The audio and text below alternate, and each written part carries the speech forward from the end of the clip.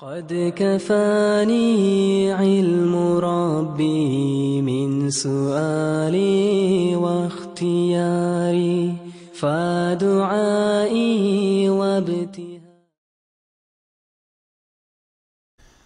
Assalamu alaykum savoqdoshlar. Arab tili programmamizga xush keldinglar. Hozir biz Durusul Lug'atil Arabiyya li ghayri natiqina biha, ya'ni chet elliklar uchun tuzilgan arab tili darsliklari degan kitobni boshlaymiz. Endi bu kitob mayli diyorimizda bo'lsin, mayli chet ellarda bo'lsin, arab tili o'rganuvchilarningki eng oldingi tanlashi bo'lib kelgan bir kitob. Nima uchun deganda, bu kitob o'quvchini anglab tushunish, so'zlash, yozish, tarjima qilish, grammatik jihatlarda teng yetishtish alohidligi bilan mana shundoq o'quvchilarningki arab tili o'rganishdagi eng oldingi tanlash bo'lgan kitoblarningki birisi.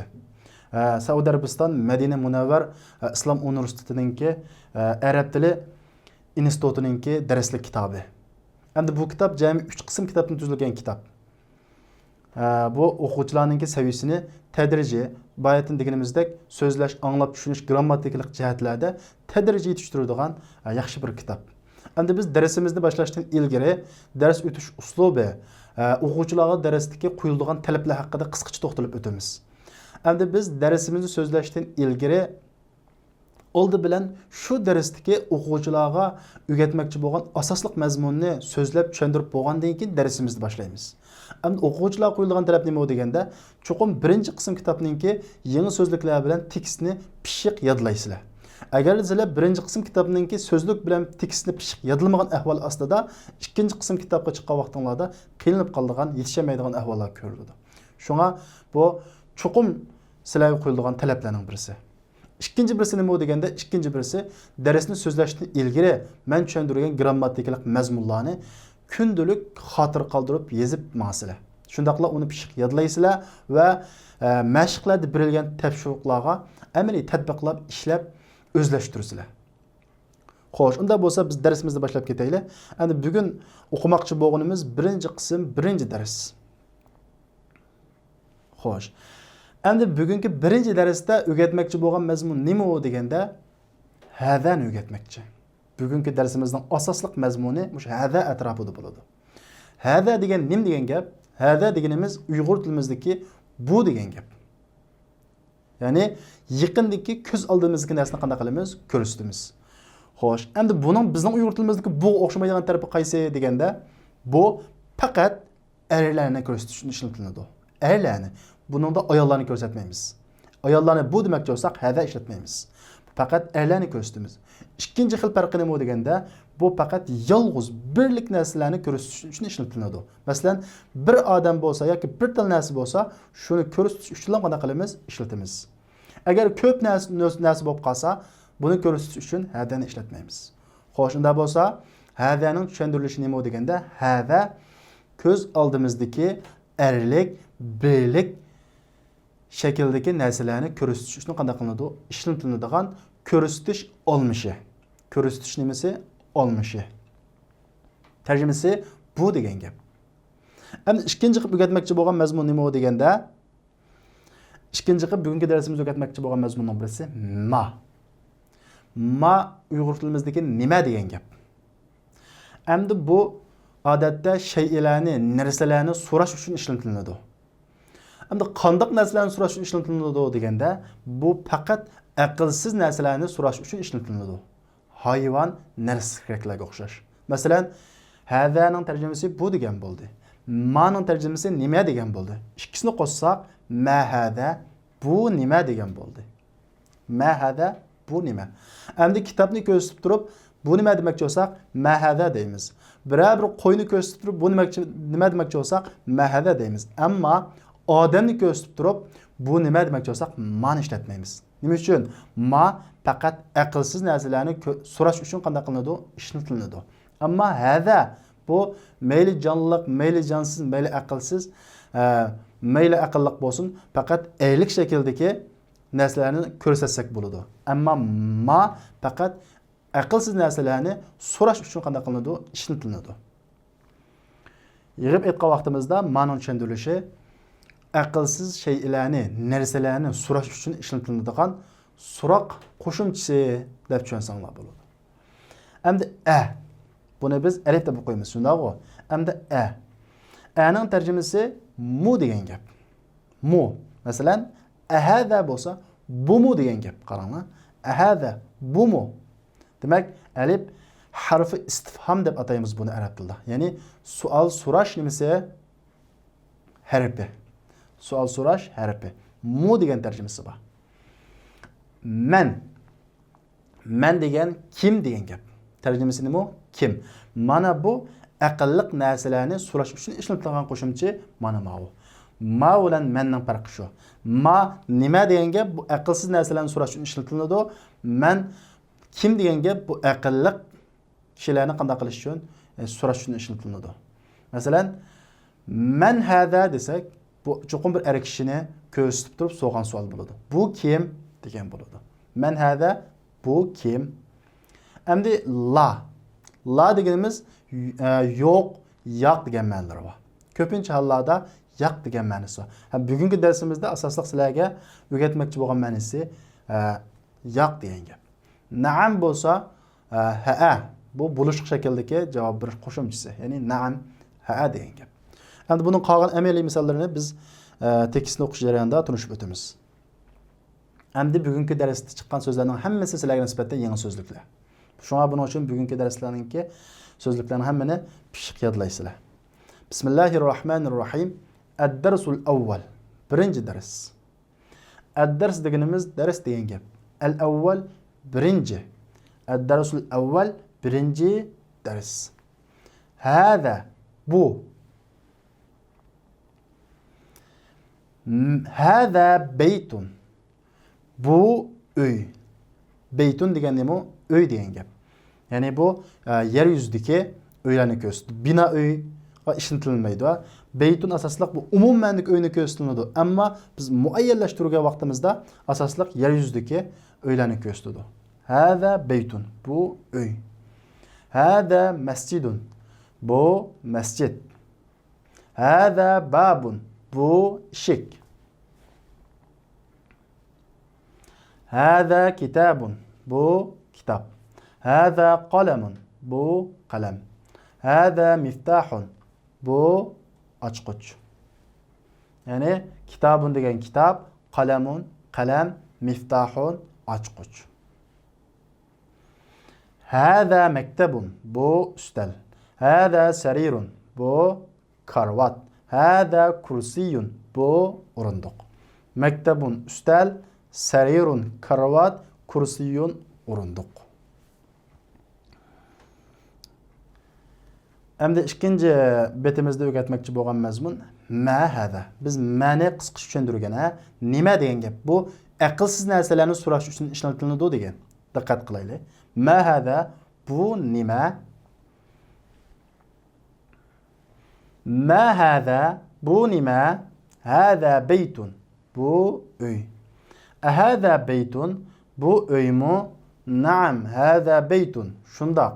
Bu uy. Ma hada bu nima?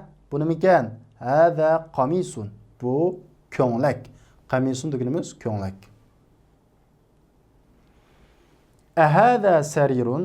Bu o'rindiq mu? Alif nimitda mu degan gap. Hada sarirun bo'lsa bu sarira karvat mu deydi. Karvat mu? La. Yo'q. Chunki bu karvat emasda. Hada kursiyun. Bu nima? O'rindiq. Hada miftahun. Bu ochqichmi deydi. Miftah degan nima edi? Ochqich. Bu ochqichmikan? Yo'q. Unda bo'lsa, yo'q demoqchi bo'lsak nima deymiz? La, yo'q. Hada qalamun. Bu qalam. Ma hada bu nima deydi? Bu nimakan? Hada najmun. Bu yulduz. Najmun degan nima? Yulduz degan gap.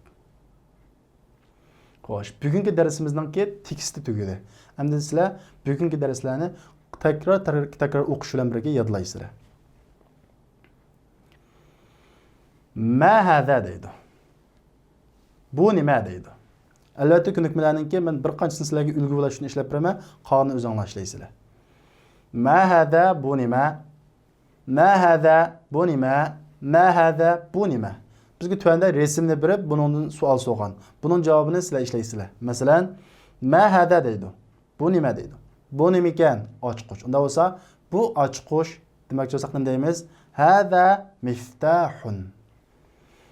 Ma hada? Bu nima deydi? Bu nima ekan? Kitob ekan. Unda bo'lsa, bu kitob nima deymiz? Hada kitabun. Ma hada? Bu nima? Bu nima ekan? Hada qalamun. Bu qalam. Ma hada? Bu nima deydi? Bu nima ekan? Eshikkan. Unda bo'lsa, hada babun. Ma hada? Bu nima?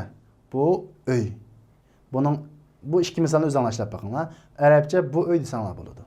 Ma hada? Bu nima deydi? Bu nima ekan? Bu o'rindiq. Buning arabchasini o'zingizlar ishlab boqinglar. Ko'nikma. Ikkinchi ko'nikma qaranglar. Endi ma ko'nikmada sizlarga o'rgatmoqchi bo'lgan mazmun alif, ya'ni ani o'rgatmoqchi. Ani biz savol so'rash uchun ishlatilgan savol so'rash harfi degan. Ya'ni mu degan ma'nosi bor. Ahada baytun deydi. Bu uymi deydi. Qaranglar, bu uymi yoki masjidmi? Bu masjid. Unda bo'lsa, bu uymi degandan keyin yo'q. Bu masjid desak bo'ladi. Yo'q degan nima deymiz? La. Bu masjid degani-chu, hada masjidun. Hada baytun, bu uymi? La, hada masjidun. Yo'q, bu masjid. Hada miftahun, bu ochqushmi deydi. Bu ochqushmi ekan? Yo'q. Nima ekan?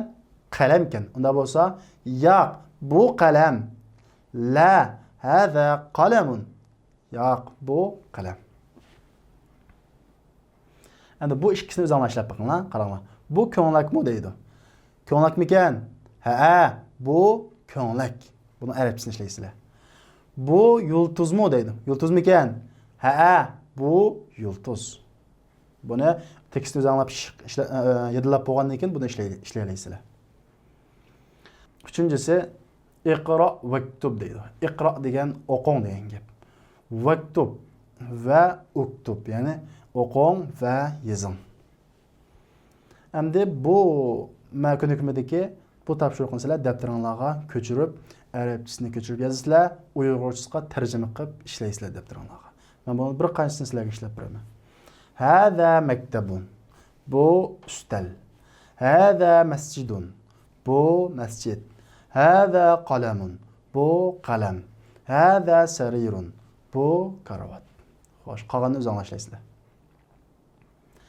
Xo'sh, endi biz ma hada, bu nima deb aqlsiz shaylarni, narsalarni so'rash uchun ishlatilgan savol jumlasini o'rgandik. Endi biz aqlliq, ya'ni odamlarni so'moqchi bo'lsak, qaysi xil shakldagi savol so'rash qo'shimchasi bilan ishlatamiz, buni tuandagi tekstimizda o'rganamiz. Man hada deydi. Hada degan nima degan gapdi? Bu. Manchu kim? Man hada, bu kim deydi. Man hada, bu kim deydi. Bu kimkan? Doktorkan ha bu. Hada tabibun. Bu doktor deydi. Man hada, bu kim? Hada valadun. Bu bala. Man hada, bu kim? Hada talibun. Bu o'quvchi. Hada valadun. Qaranglar, mu. Bu balamu. Qaranglar, balam ekan ya cho'ng bir odam ekan. La, yo'q. Hada rajulun. Bu cho'ng odam deydi. Valadun bo'lsa bala, rajulunchu cho'ng odam. Endi bu tekstdagi so'zlarni sizlar uchun yangi, shunga buni yodlaysizlar. Ya'ni tabibun degan doktor degan gap, valadun bala. Rajulunchu er kishi cho'ng odam.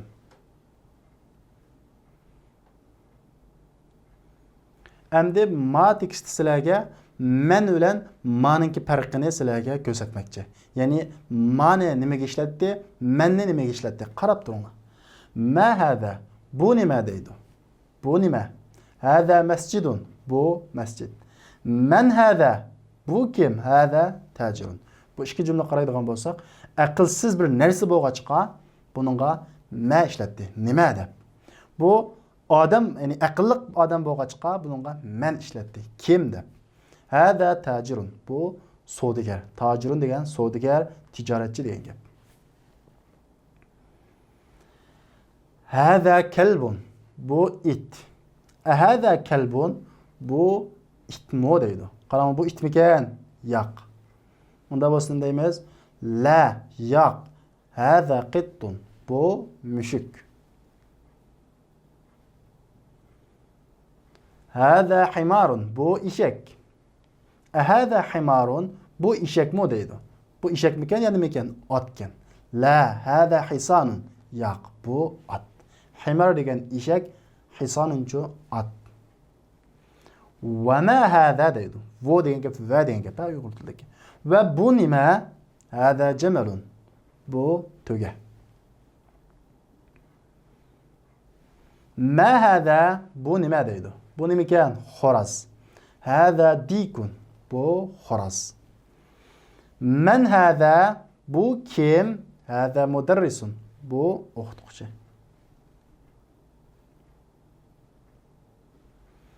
Ahâzâ qamisun, bu ko'nglakmi deydi. Bu ko'nglakmikan? La, hâzâ mindilun. Yo'q, bu qo'lyog'liq deydi. Lo'nga qo'lyog'liq degan gap. Mindil degan. Mudarrisun o'qituvchi degan gap. Dikun xo'roz. Bu xo'roz qaratiladi. To'xa mekan qilmaydi. Bu faqat xo'roz. Iqro vaktub, o'qib yozing deydi. Endi bu ko'nikmamizda yuqorida o'qigan tekstninki mazmunini asos qilingan. Buni sizlar daftaringizga ko'chirib, arabchasini yozasizlar, tarjimasini qilasizlar. Birinchisi qaranglar. Ma hada, bu nima? Hada qalamun. Bu qalam. Hada kalbun. Bu it. Man hada, bu kim? Hada tabibun. Bu doktor. Hada jamalun. Bu tuga. Jamal degan nima? Tuga. Hada kalbun, bu itmi deydi. La, hada qittun. Yo'q, bu nima? Qittun degan mushuk degan gap. Bu mushuk. Hada dikun, bu xo'rozmi? Naam. Ha. Qolganini o'zinglar ishlab boqinglar. Xo'sh, unda bo'lsa vaqtdoshlar, bugungi darsimiz bu yerda oxirlashdi. Inshaalloh kelasi soatlik darsimizda ko'rishaylik. Assalomu alaykum.